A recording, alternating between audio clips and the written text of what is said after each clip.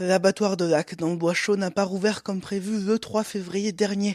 Alors, quelles conséquences pour les éleveurs habitués de l'abattoir? On en parle avec Arnaud Labesse, éleveur de bovins à Chassignol. RCF en Berry, Hugo Sastre.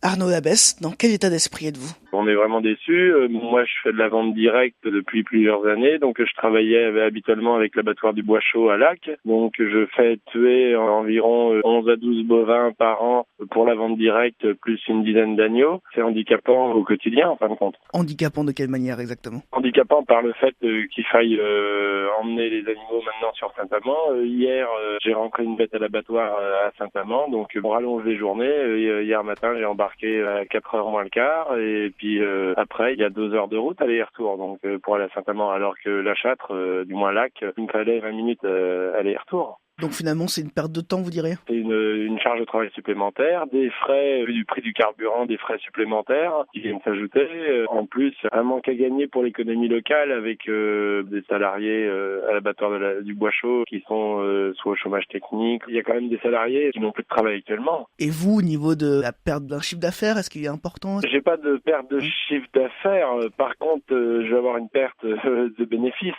C'est une augmentation des charges plutôt, moi. Et elles sont importantes, ces augmentations de charges? C'est une augmentation du temps de travail, plus une augmentation des frais de route. Il y a 100 km avec un camion à rajouter, avec des consommations sur un camion bétaillère qui sont assez élevées. Ça commence à faire un petit chiffre, surtout que sur des ateliers de vente directe comme le mien, on est des petits ateliers où la marge est déjà pas très importante. C'est plus de stress également pour les animaux? Bien sûr, les vidéos qui ont mené à la fermeture de l'abattoir émanent d'associations bien-être animal. Et là, je me demande où est le bien-être animal. Faire 10 minutes de camion ou plus d'une heure de camion, voilà, il y a forcément plus de stress. Il y a une solidarité qui s'est organisée de la part des agriculteurs dans le même cas que vous? C'est compliqué puisqu'en fin de compte, on travaille, alors je parle pour moi-même, et certains de mes collègues, on travaille avec l'atelier de transformation à la découpe briantaise à Briante. C'est un petit atelier à taille humaine où il découpe bête par bête. Les bêtes rentrent à l'abattoir pour la briantaise pas le même jour. Donc il n'y a pas de possibilité de s'organiser pour transporter des bêtes à plusieurs.